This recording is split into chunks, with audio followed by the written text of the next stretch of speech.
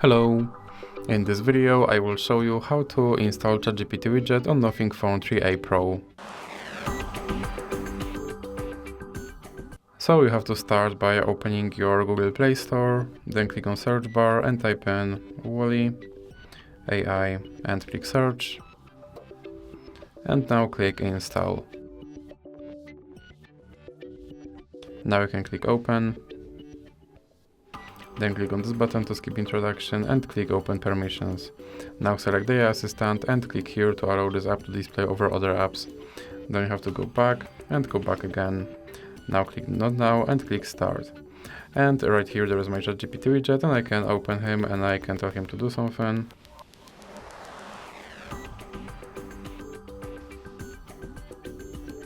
And as you can see, he responded. And if you want to remove him from your screen, simply drag him into the X icon in the middle. So that's it for this video. If you liked it, please remember to leave a like and subscribe.